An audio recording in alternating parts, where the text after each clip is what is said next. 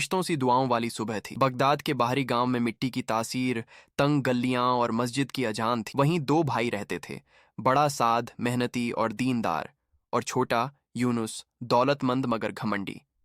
साद की पत्नी जैनब और 8 साल की बेटी मरियम का घर गरीब पर मोहब्बत भरा था। यूनुस के महल में चमक थी, पर दिल सूना। एक दिन साद को बुखार चढ़ गया। दवाइयां नहीं मिली।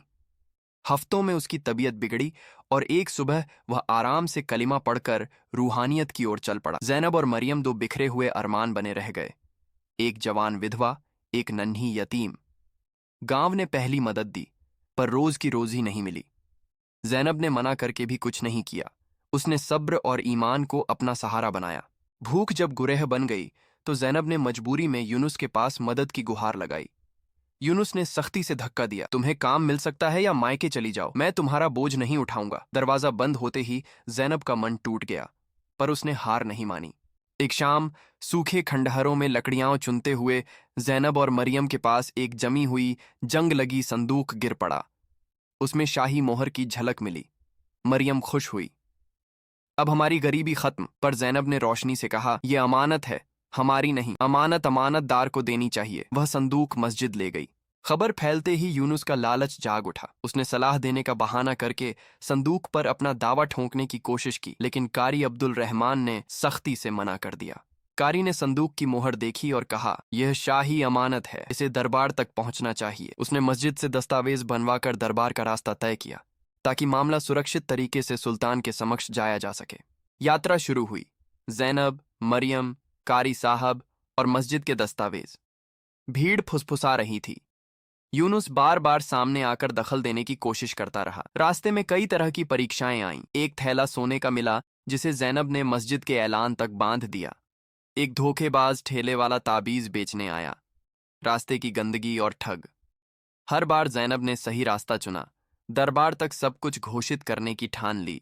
भीड़ में एक साधारण मुसाफिर भी था, जिस पर किसी ने ध्यान नहीं दिया। वही दरअसल सुल्तान कमालुद्दीन था, जो आम वेश में लोग देखता, इंसाफ का पैमाना खुद नापता था। उसने अनजाने में जैनब की ईमानदारी देखी और दिल में ख्याल उठा कि सच की परीक्षा कितनी नाजुक है। कई घंटे बाद वे दरबार पहुंचे। दरबार के दरवाजे पर दस्तावेज सत्यापित किए गए। सुल्तान की मोहर जो संदूक पर थी, वही लिहाजी साबित हुई। यूनुस की कोशिशें काम न आईं। दरबार में सुल्तान ने पूछा, कौन मालिक है? कारी साहब ने पूरी सच्चाई बताई। संदूक खंडहर से निकला, अमानत के तौर पर पेश किया गया और जैनब ने उसे छुपाने की बजाय दरबार तक लाया। सुल्तान कुछ पल चुप रहे, फिर उनकी नजर जैनब पर पड़ी, थकी हुई पर ईमानदार। सुल्तान ने कहा, ईमानदारी वह दौलत है जो किसी शाही खजाने से भी बड़ा मान रखती है। उन्होंने दरबार से आदेश दिया। संदूक की गिनती कराई गई। इसमें हीरे जौहर नहीं, पर इतने सिक्के और दस्तावेज निकले जिनसे पता चला कि यह शाही अमानत है, जिसे किसी जमानतदार परिवार को लौटाया जाना था, जो पीढ़ियों पहले दरबार से जुड़े थे और जिनके नाम खो गए थे। सुल्तान ने फैसला सुनाया, संदूक का हिसाब चेक करके उसका एक हिस्सा मस्जिद और गांव की गरीबों के यौन के लिए रखा जाएगा। बाकी का पैच उस शाही वंश तक पहुंचाने की पूरी कोशिश की जाएगी। पर सुल्तान ने जैनब की ईमानदारी और कारी साहब की सच्चाई को देखकर एक वरदान भी दिया। जो ईमानदारी शुक्र के साथ आए, उसे कड़ी आजमाइश के बाद निस्बत मिलेगी। उन्होंने जैनब को एक छोटी सरकारी जमीन और चावल, अनाज का स्टॉक दिया, ताकि उसके लिए स्थायी रोजी रोटी का आधार बन सके। मरियम के लिए स्कूल की व्यवस्था हुई और मस्जिद को भी एक चतुराई का कोष मिला, ताकि गांव के अन्य गरीबों की मदद हो सके। यूनुस शर्मिंदा होकर अपनी कीमत भांटे, पर सुल्तान ने कहा कि हर एक के कर्म का हिसाब खुदा के पास है। आगे से अच्छा रुख अपनाना उसका फैसला होगा। यूनुस ने लज्जित होकर सफाई मांगी और लौट गया। उसके चेहरे पर पछतावे की पट्टी थी, कभी लालच की चमक नहीं रही।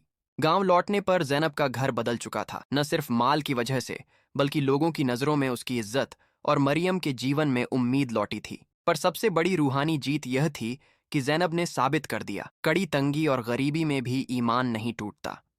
उसकी अमानत की वफा ने पूरे गांव को सोचने पर मजबूर कर दिया। लोग अब यूनुस से अलग नजर नहीं करते।